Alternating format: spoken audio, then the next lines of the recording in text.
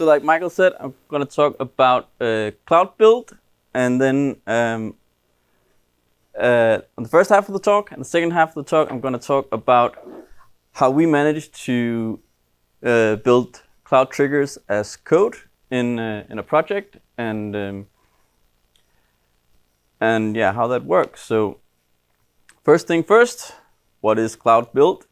It's a Google Cloud native build and deployment infrastructure. So what you should think is something like Jenkins, Circle CI, Travis, GitLab CI. It's in that boat, but it's very cheap. It's a managed service. You just pay for when it's running, and what you pay for running it is almost the same as if you were just using a compute environment on GCP.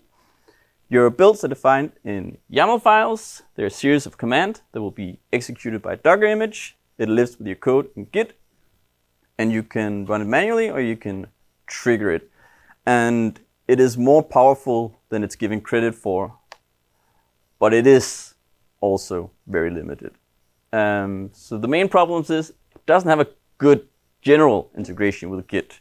So it works really well if you host your Git on GCP, or if you use GitHub or Bitbucket as managed services. But if you use them as on-prem or enterprise services, it can get really difficult or messy. There's no control flows in your build definitions. And what I'm going to talk about, there is no out-of-the-box support for managing triggers as code.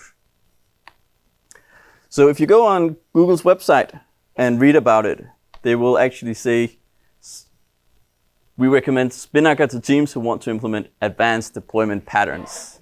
And to that, I just have one thing to say. Challenge accepted. So that's what we're going to do today. We're going to talk about how we can make these pipelines advanced and compete with other services.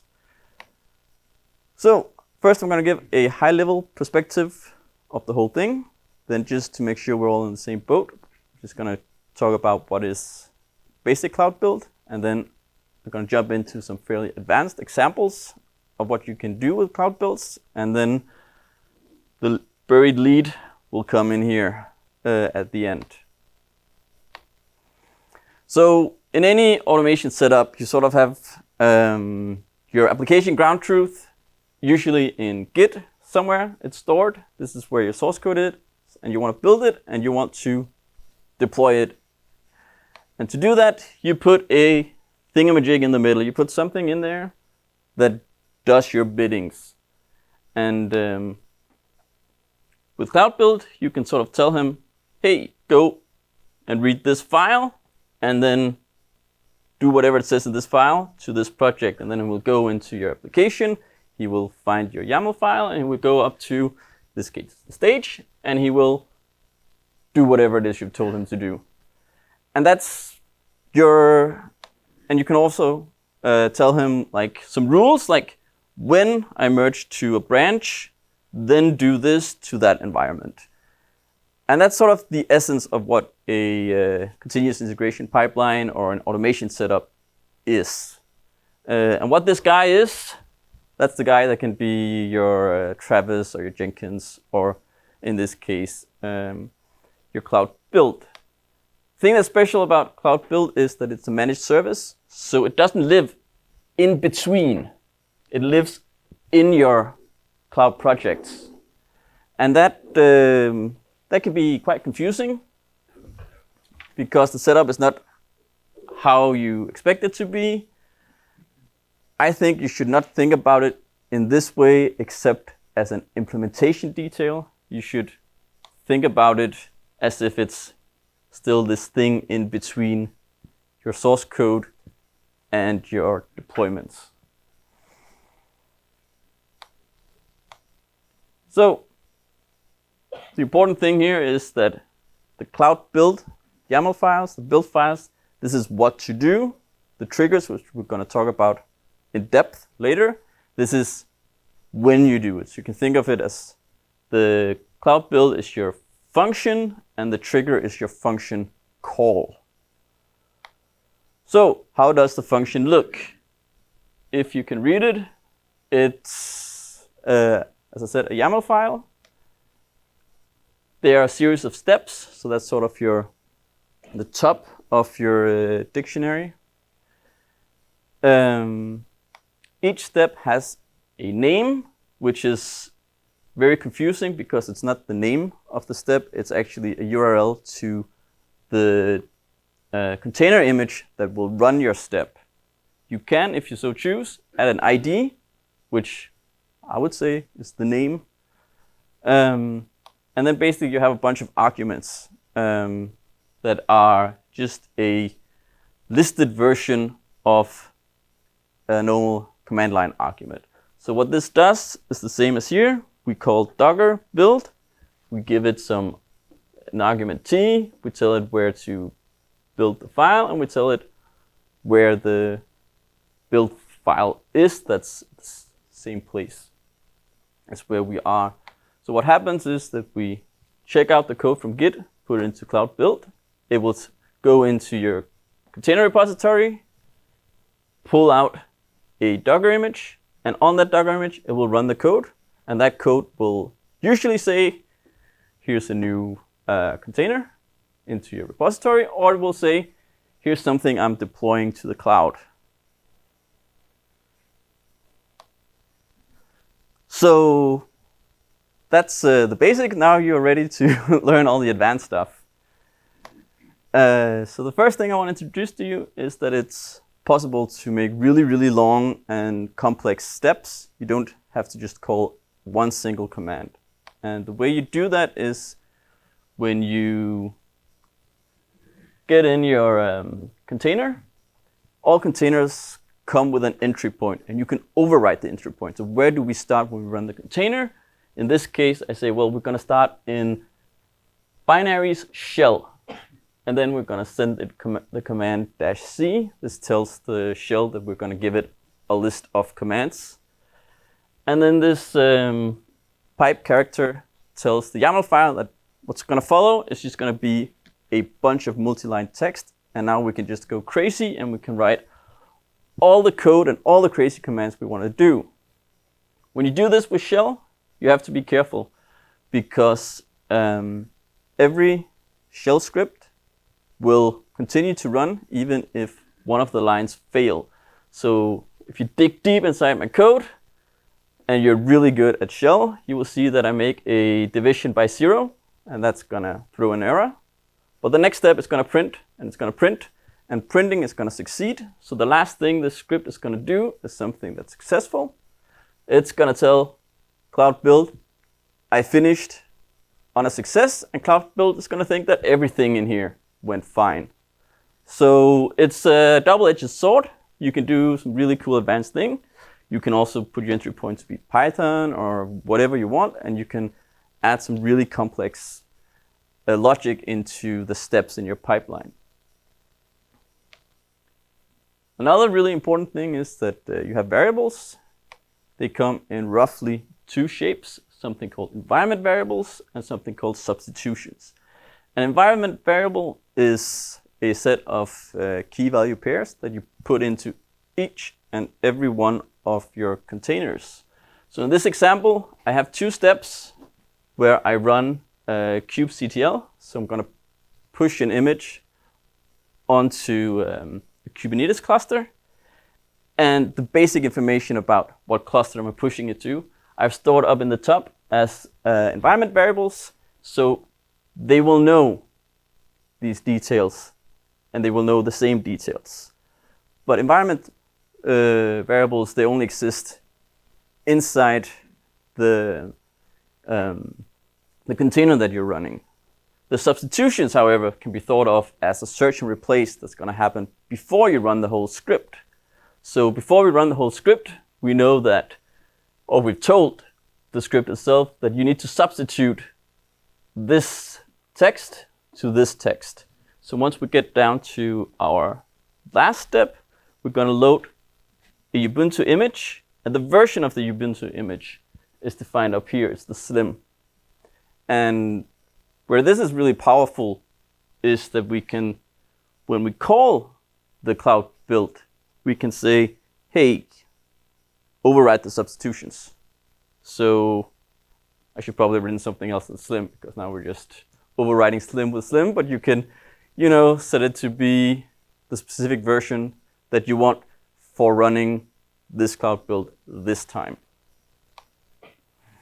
And one use case where this was really handy for us is that we had an API that was deployed to Kubernetes engine, and in front of the API we put in something called cloud endpoints. And the endpoints basically is just all the API calls goes into this managed service, and if they are faulty, they're not compliant with the way they're supposed to be, they don't start up and waste resources in Kubernetes, they get blocked off. The problem with this is that we need to know how what's deployed here looks in order to tell this service how the API actually is shaped. And we had a lot of people, developers, building images and testing them. So we didn't want just like every time someone creates a new container, deploy it, because that was way too much.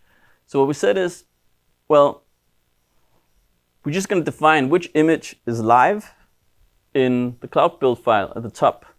And then when we run the cloud build, it's going to substitute, load the image version of our API that we defined up here.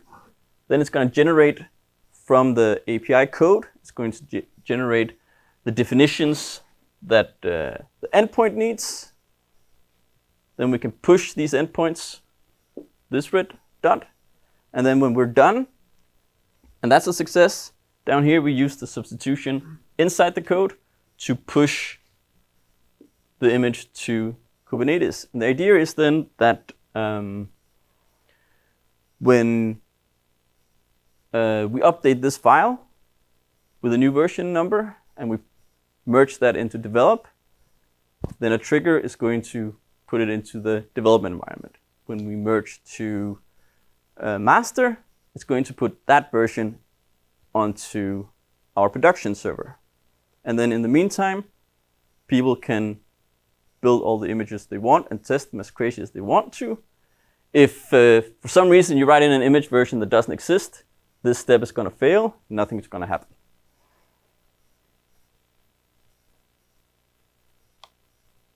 Another use case for variables is to do what I just told you can't do, and that is add control flow. So in your test environment, maybe people are going to build a lot of containers, and it's just too expensive to run an integration test on each and every one. Or maybe your application is just not very good at integration tests. You can only run one integration test at a time, but developers are throwing in new images. So when we merge to develop, or when we tag that we're ready to build this image, we want to build the container, run the unit test, and deploy it. But for stage or production, we want to run the integration test. But we don't want to have two cloud build files, because if we update this, then we have to remember to update it here. And we just want one file that can handle both cases. And the way we do that is that we simply add a substitution variable. It's called run integration test. And by default, it's false. And then we're going to use everything we learned so far. We're going to add in some code to a last step. And it's just simply in shell going to ask, is this substitution variable true? And if it is, run the integration test. If it's not, don't do anything.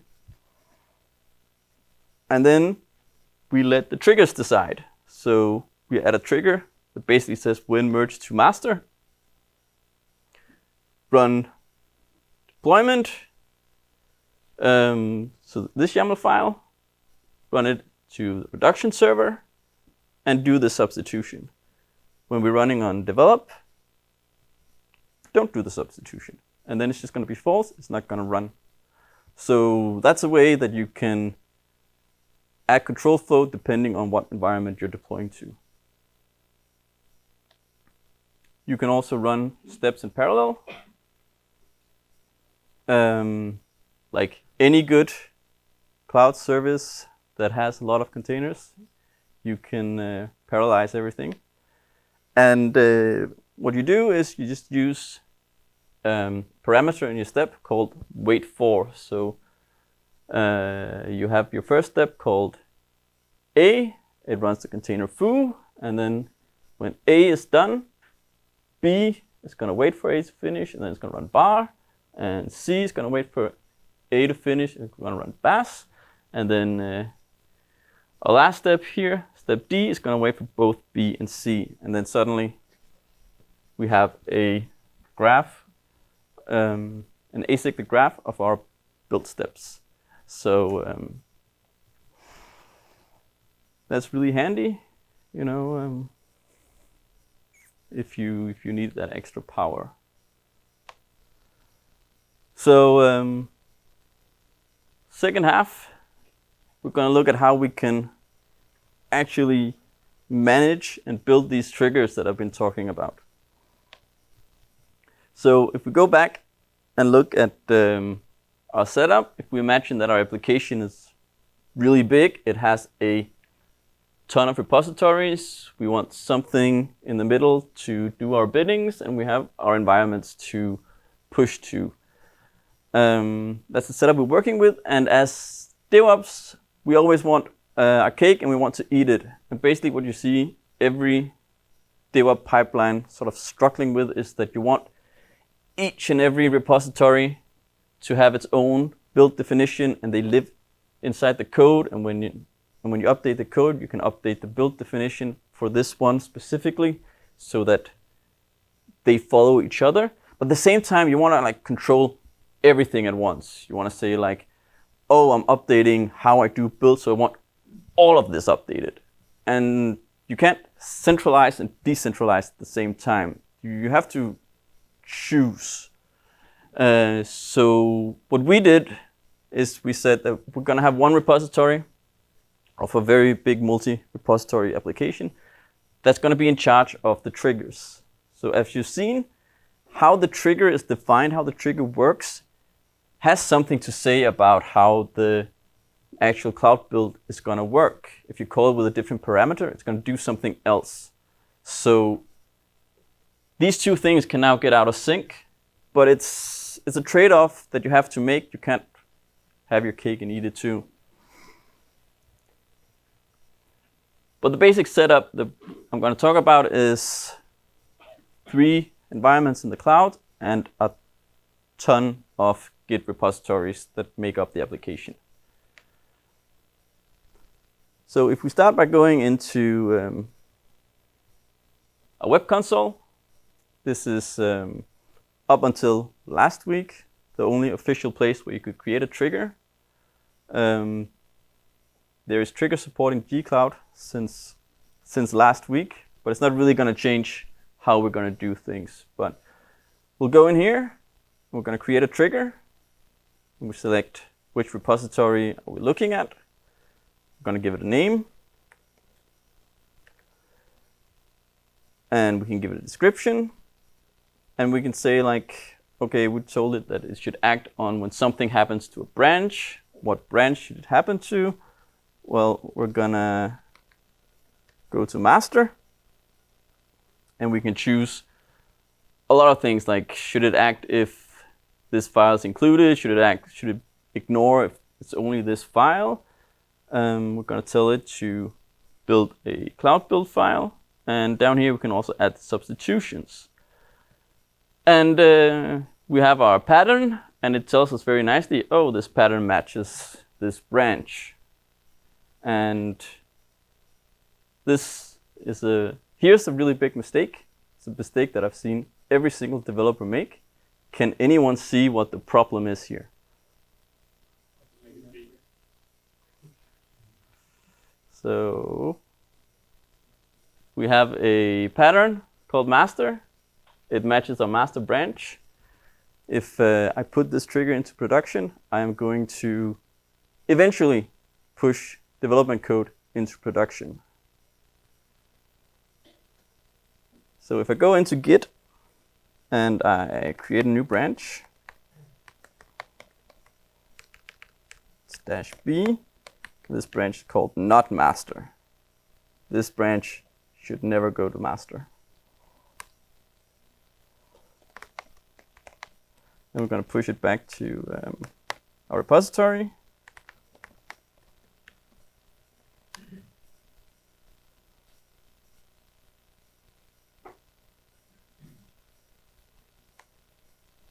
So we're going to reload.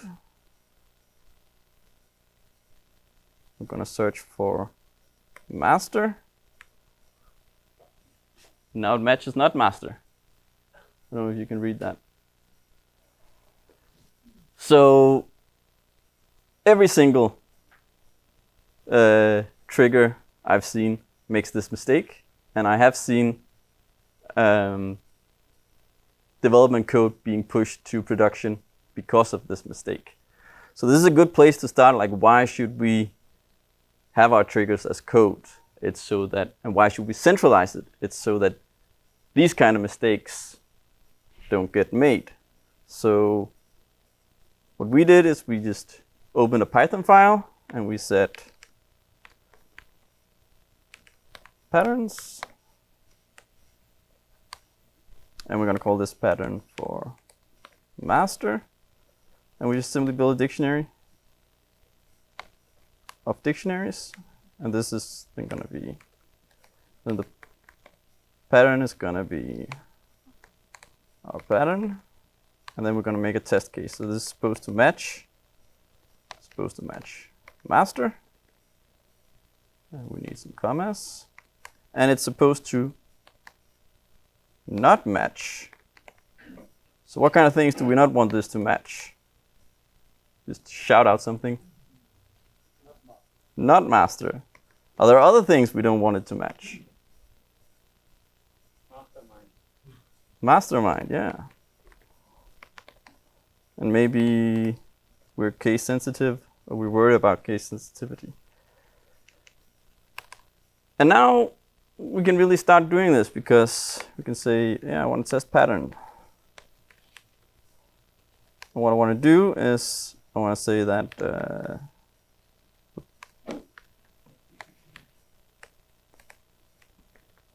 I'm just going to take out this key pair and say that's my pattern.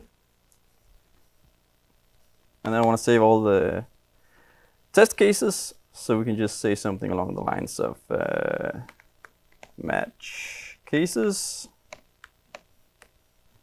And then we want to import our regular expressions. So if there are any Pythonistas out here, I'm going to do a regular expression, and then what am I going to do? Anyone like really hardcore into regular expression? We're going to do a search. You might be inclined to use the match method, but the match method is going to do what you think Cloud Build is doing. But what it actually does is it's going to search, and we're going to search for the pattern. We're going to search for string s, for s in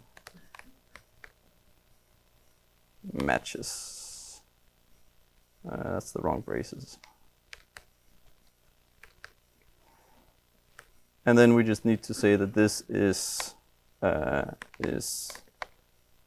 not none, because we just want to check that it finds something. And if it doesn't find something, it'll give us none. So, and now we get a list of true values, and we can do the same thing again. And we're just going to say, going to look into the non-matches. We're going to call this non-matches. And we're just going to assert that all of these are true. Match cases and the non-match cases. Then we can just run our test pattern on our tab. And the pattern we want to test is the master pattern. And if I did everything right, I'm going to get an assertion error. But we're not getting one because I forgot an S. Big assertion error. And that's because we're going to get some matches up here. And the reason why we're getting matches is because what we really want to look for is something that begins with master and ends after master. So we can save that and we can run, and then we can see that I can't do my regexes correctly.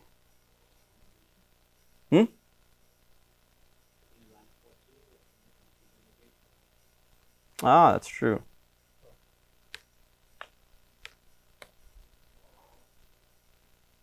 So with that, we're already like a step closer at keeping these things organized. Like, it's not just a bunch of developers locking on, storing something in a console, and we don't really know what they do, and we don't really know if it works. We already begun to organize this stuff. So I'm running out of time, so that's going to be probably all the live coding I want to do for you. But what you could do is you can get curl, and like you can add all your triggers like in the web console, and you can ask curl to be authorized with a G-Cloud access token, and then you can just ask it to go on Google APIs, your project name, and your triggers. And if you do a get method to the API, you're gonna get all your definitions back as JSON. And then you can just save your JSON files with all your definitions. And then when you wanna deploy it, you can just loop through them, and then you can deploy each individual JSON file. And that kind of feels like, all right, now we're getting somewhere. You know, we have our triggers as code. We stored this JSON, and we can loop through it, and we can use the API to get there. The problem is once it gets really big, your JSON file is going to look like this, and that's only for my div environment. I also need to add triggers to my stage and my production environment. So having like 3 files that look like this, like it's impossible to keep track of. If